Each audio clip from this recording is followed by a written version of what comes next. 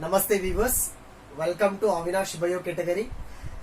In the last video, we focused on the RNA world. Yes, today let me come back to the same DNA concept. So why? Because if you consider the genetic material rather than the RNA, so here the DNA is at most important. In majority of organisms, the DNA acts as a genetic material. So here a question will be arised. Of course, the DNA is a genetic material. It is the hereditary material. It helps in the inheritance, that is the characters transferring from generation to generation. But the question will be arised, how the scientists came to know the DNA acts as a genetic material. So why? Because just you think, the cell is having thousands together chemicals, different chemicals. Cell, the cytoplasm, it is having many organic acids, so many organic acids.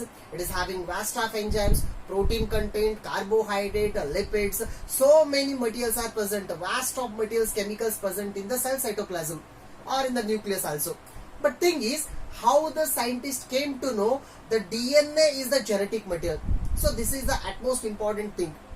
And one thing, up to the discovery of microscope, so this was one mystery. So which one was the genetic material? Of course, Mendel gave some concepts so regarding the inheritance, but he did not give the proper molecular base for that inheritance. So many scientists started investigating on that. So regarding that one, which were considered to be the major experiments in order to search for the genetic material. So today let us focus on that concept. Yes, I think today video will be very interesting regarding that one. Let us consider three major experiments, so which are helpful for the searching of DNA as a genetic material. Yes. So today, now let me consider this one.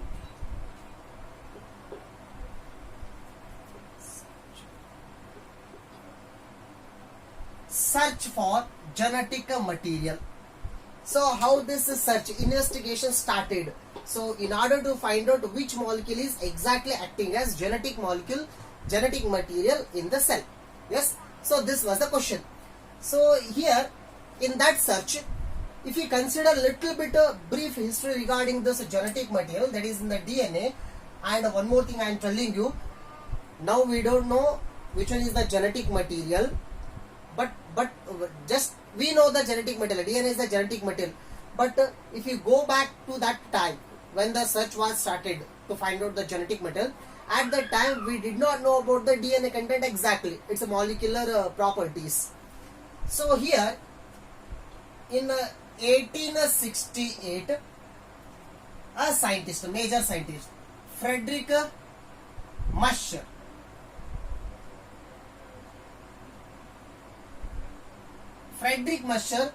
he isolated so the nucleide content from the pus cells. Yes, he isolated the compact mass from that nucleus portion, that is from the pus cells. But he did not know the chemical property of that material, and even he did not know that material acting as a genetic material. And after this scientist, that is after 60 years, in 1928, so one major scientist, so his name is Frederick Griffith. Yes, first one is Friedrich Muscher and he is the Frederick Griffith. Frederick Griffith, he identified a main process in the bacteria, and that process name is transformation. So this is a type of sexual reproduction occurring in the bacteria, that is in the Monera kingdom. This transformation, this process, it was studied by Frederick Griffith, and this transformation gave a clue regarding the DNA that is acting as a genetic material. The first experiment, first major experiment here. And here, if you want to little bit know about the transformation means, say for example, if this is the bacterial cell, right? This is one bacterial cell, and here one more bacterial cell we are having, two bacterial cells we are having, Bacillus rod shaped bacteria. So in the bacteria inside we are having the nucleide content. right? This is the nucleotide content. So the DNA present in both the cells.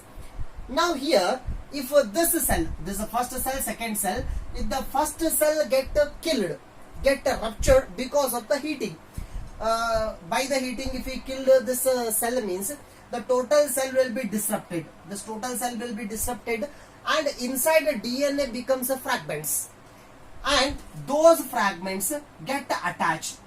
So those fragments get attached over the surface of another cell. Let me consider this is donor cell and this is the recipient cell, and that is the donor cell. Now these fragments will enter inside slowly and get incorporated with the DNA of this cell, and this overall process is considered to be the transformation process. And the material which is transferring, that is responsible for carrying of the characters from one body to another body, or one generation to another generation. That material we will suspect it as DNA. That is genetic material, right? And regarding this one, we are having a title, that is transforming principle.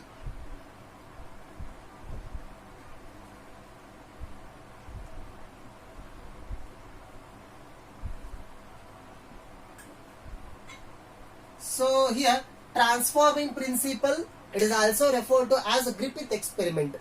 Yes. And here we know the transforming process. Sometimes it is also referred as Griffith effect. This transformation sometimes also referred as Griffith effect. Why? Because he started. That means he investigated for the first time on this process, transformation process. Right? If you consider the transformation principle here, Griffith, he started this experiment by studying on a bacteria. The bacteria name is Streptococcus pneumonia. This is the bacteria. Streptococcus, not Staphylococcus. This is Streptococcus. Strepto means here the cells have been arranged in the chain form. And how many cells here? 2 cells. Hence, this is, we will consider it as Diplococcus pneumonia. So, the Streptococcus pneumonia form, in that one, the example is Diplococcus pneumonia. 2 cells have been attached. So, here, this bacteria, it causes a disease. The disease name itself suggested here, pneumonia disease. It is a respiratory disease. And this disease causing bacteria was studied by Frederick Griffith. And when he was studying that one, so usually here we are having 2 types of strains in this bacteria. We are having 2 strains. Strain means varieties. So one strain is R strain, another one is S strain. So here what R indicates here means, R means rough, S means smooth. So what is that rough and smooth means? If you want to grow the bacteria, means we have to grow the bacteria in one Petri plate. So in a plate like structure, we have to grow there by using agar medium. When the bacteria will be growing, they form colonies, dot like structures. And when we observe those dot like structures, if they are not having shining nature, we will call them as a rough bacteria, rough colonies, or R strain. If they are having the shining nature, smooth in structure, means we will refer them as S strain of bacteria. Like that we are having 2 strains, R strain and S strain. And here, why the S strain is having the shining nature means, if that question arises, so why it is having the shining nature means, it is having a polysaccharide. It is having a special polysaccharide in the form of capsule, so on its body, and because of that reason it is having the shiny nature. And one more thing, when that capsule is present, it cannot be killed easily.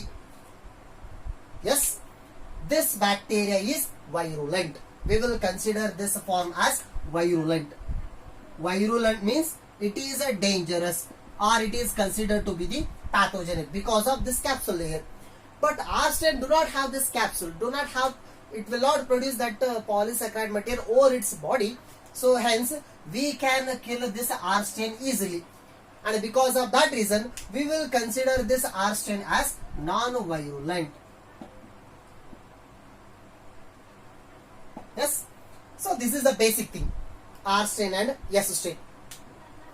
And what he did, so he did the oral experiment in 4 steps. If I consider the first step, in the first step what he did is he took the R stain. He took the R stain and injected to the mouse body. Not only one mouse, many mice. He injected R stain to the mice body. Why? Because that is an experimental animal. When he injected it to the mice body, the mice was in the living condition. It was alive. Why? Because R stain is a non-virulent. R stain is a non-virulent, non-pathogenic. Hence, it will not develop a pneumonia disease in the mouse body. Hence, the mouse is normal living condition. So, in the second step, yes, in the second step, what he did, he took S strain, that is virulent strain, and injected to the mouse body. Now the mouse is died. So many mice, they died. Why? Because S strain is virulent. So this is a common thing. Then third thing, in the third step, what he did, he took the same S strain, but this time he heat killed the S strain. That means that process we will refer it as a so that attenuation process. So just he heat killed the bacteria, and when he heat killed, that suspension he injected to the mice, and mice now it is in the alive living condition. Why? Because the material which is responsible for causing the disease pneumonia in the mice, that material has been destroyed because of the heating. So that is the thing. And the major step is the fourth step. So what happened here in the fourth step? He took the R stain, right? And this R stain, now it is mixed with S strain. But here the S strain is heat killed. Now that he mixed both together and he injected this suspension to the mice, now the mice were died. So mouse died here. Then the question is arised. So this is at most important, fourth step. How this total concept is concerned to that searching of genetic material. See here, R stain now it is in the living condition, but S stain is died. But actually disease caused by the S stain, but now it is died. But R stain will not cause the disease, even though the bacteria is died here. Then what he did, he took that mouse, then he insected its body, he dissected its mouse body, then he observed its blood. When he observed the blood, he observed both R stain as well as S stain in the mouse, in the blood of that dead mouse. Of course, R stain they will be present. Why? Because he injected in the living form. How the S stain existed in that blood of the mouse? The question is arise. So that question is arise. So the solution for that one is something, that means a material which is responsible for formation of polysaccharide over the cell. So that material has been transferred to R stain, and that R stain produce a polysaccharide and get converted into S stain. So he came to that conclusion. Then for this material which has been transferred, for that material he called it as transforming principle. That material is transforming principle. But thing is, this experiment did not prove exactly what is the biochemical nature of this transforming principle. Then, so it led to the another research. So that research was done by other 3 scientists. We will consider that experiment as, let me write here,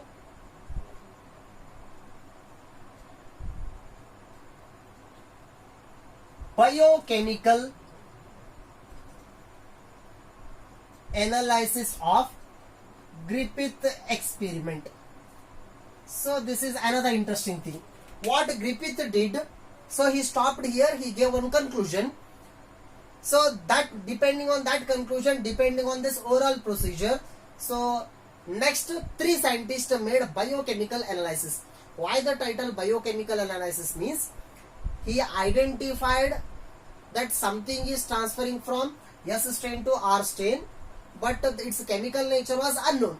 That chemical nature was analyzed there, biochemical analysis, and this was done by three scientists.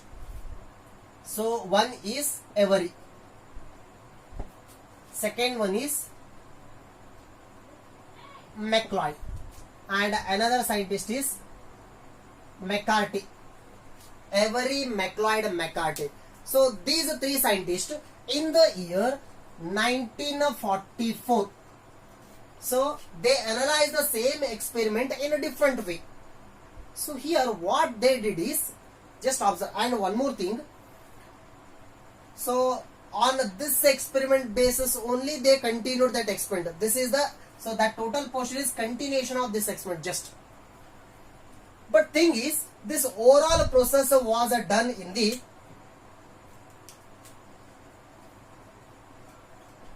in vivo condition. That means inside the organism's body. So he performed Griffith.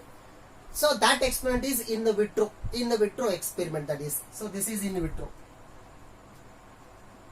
The in vitro means outside the body, that is in the test tube. He performed that one. So here what he did is same as it is. He took two test tubes. Yes, in the first test tube, here in the first test tube, sorry, in the second test tube, in the first test tube, he took the R strain. In the second test tube, he took the S strain. Right? So now what he did, so he heat killed this S strain. Not only he, all the three members, they heat killed S strain. So S strain bacteria got ruptured. So after the rupturing, so they separated three components from this test tube. They got separated that one. The one component is protein and one component is carbohydrate and one major component is DNA. Yes. Now out of these three, so they need to find out which one is the exact genetic material, right? And even RNA, other materials also there. Now major I have considered these three. So now what they did is they made it 4 test tubes, right? They arranged 4 test tubes, right? So here in the first test tube they took that carbohydrate portion. In the second test tube they took the protein portion. In the third test tube they took that DNA portion. But thing is, they separated DNA into 2 test tubes. So in both the test tube they separated a DNA portion. But thing is, this DNA last test tube, it was mixed with one enzyme, that is DNase enzyme. They mixed one enzyme over there for the 4th test tube. Now what they did is they took this test tube sample, mixed to this test tube which is having R strain, and after mixing, after proper incubation, they injected that test tube to the mouse. Now here in vivo also involved. So they mixed up these 2 test tubes and injected to the mouse. Mouse did not die. So that is the first thing. They took the second test tube, injected, so mixed with the first test tube, this is having the R strain. They mixed these 2, protein and R strain test tube, injected to the mouse. Mouse did not die. So third one, they took this test tube and mixed this one. And next one, after mixing third test tube and this test tube, they injected that suspension to the mouse. Now the mouse died. So for this one, the mouse died. But last test tube, when they injected this mixture, this and this, when they mix these two together and injected to the mouse, mouse did not die. Then what confirmed here? Carbohydrate did not cause the pneumonia. That suspension makes a suspension. protein did not cause. Even the DNA containing test tube with the DNase enzyme. What is the work of DNase enzyme? It helps in the digestion of that DNA, breaking of DNA. That means the DNA is collapsed there. DNA is a damage in the fourth test tube, and that test tube also did not cause that pneumonia. So here the pneumonia is caused by the mixing of the test tube having a DNA with R stain. Now what it suggests? DNA transfer to this R stain, and R stain get converted into S stain, and that S stain caused the pneumonia disease and the mouse died. So what finally it suggested? So here DNA act as a genetic material. But even though they confirmed this one, some scientists they started arguing, no, DNA is not a genetic material because of some missing links. You are not considered that experiment exactly. Might be there may be some traces of proteins. So in some cases, if the protein is a genetic material, why? Because the protein also considered to be the major material, major biomolecule in the cell cytoplasm. It involved in the many properties of the metabolism. So some scientists started arguing protein is a genetic material. Some scientists started arguing DNA is a genetic material. So in order to solve this one, so another third experiment. So third experiment took place there. So that is the last experiment, at most important experiment, right? So here in the third experiment, so let me rub it here. I hope if you want to this one, take a screenshot. Yes.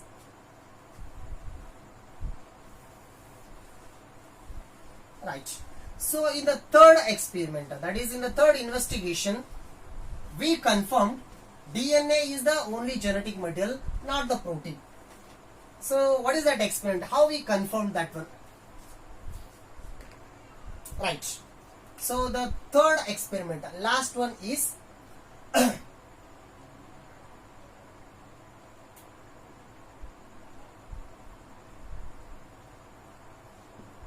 Hershey and Chase experiment. So this Hershey and Chase, both are the scientists. They together worked on this experiment, and this is also considered to be the transduction experiment. So both are same. So the first experiment is transformation. This is the transduction. Transduction means the genetic material or the DNA. Now let us consider DNA. So DNA transferring from bacteriophage to the bacteria. So in transformation, what happened? The DNA transferred from one bacteria to another bacteria. But here DNA transferred from bacteriophage, that is virus to the bacteria. So this is quite a little bit different. Yes. And here this experiment, it is considered to be the CT experiment.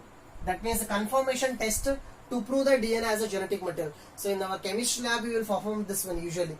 So even though if you perform experiment, even though if you analyze what salt we are given with, but at last we'll go for CT, confirmation test.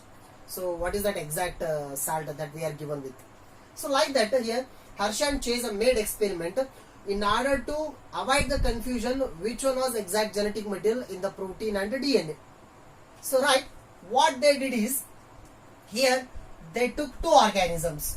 One is T2 bacteriophage and another one is E. coli cell, that is E. coli bacteria.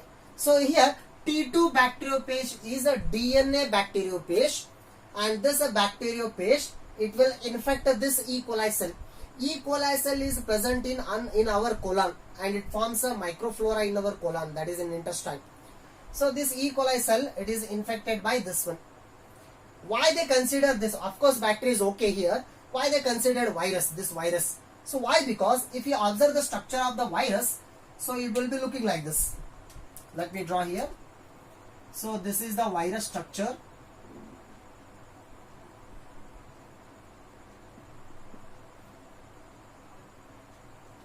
Like this. Not exactly like this, just roughly I have drawn here in order to demonstrate just. So here in this total bacteriophage, this outer covering we will consider it as a capsid, right? The total portion capsid, and middle part is there, tail is there, all the things are there, and inside material is DNA. So here outside overall material it is made up of protein, and this inside it is made up of DNA. That material is DNA. So easily we can now identify which one is exact genetic material. And keep one thing in your mind: the material which is transferring from one place to another place, that means from one cell to another cell, or from one life form to another life form, that transferring material we will consider it as genetic material. And one more thing, when it enters inside, it has to do some work inside that cell, inside the recipient cell. It has to express inside that cell. So that material is we will consider as genetic material here. So what they did is, they grew T2 bacteriophage. So the first they took 2 Petri plates like this. They took 2 Petri plates. In the Petri plates they took the E. coli cells. Here also they took the E. coli cells. And keep one thing in your mind: we cannot grow the viruses. Bacteriophage means virus infecting bacteria. We cannot grow the virus in the free medium. We have to compulsorily grow the medium having the cells. That means virus are non-living outside the host body. They are living only in the host body. Here who is the host? E. coli cells are the host. Hence we have to take the E. coli cells. So here to this one they added phosphorus 32. To this Petri plate they added sulfur 35. Phosphorus and sulfur, why they consider these 2 elements only means, phosphorus, it will be incorporated or enters in the DNA, here inside the DNA, and sulfur, it will enter into the protein coat, not in the DNA. Or in another way we can say, this phosphorus do not enters on the protein coat, and sulfur do not enter into the DNA portion. That means easily we can separate them. And here both are radioactive. Yes, both are considered to be the radioactive, and because of this radioactivity we can easily analyze them, we can easily differentiate them. So here phosphorus and sulfur containing Petri plates having the E. coli cells, and in that plates they started growing the T2 bacteriophages. On this Petri plate as well as on this Petri plate they added the viruses, and now whatever the viruses growing in this Petri plate, so they were having the phosphorus, radioactive phosphorus, but sulfur is normal. If the phosphorus is radioactive means, how the bacteriophage will be looking like this means, so let me draw here.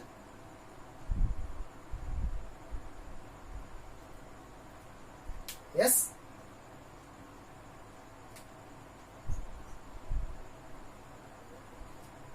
yes. So here protein coat is normal and the inside DNA is radioactive. Why? Because radioactive phosphorus entered inside. So here the case is reverse. Here the protein coat is radioactive and inside the DNA is normal. Why? Because here sulfur is there. Sulfur is radioactive.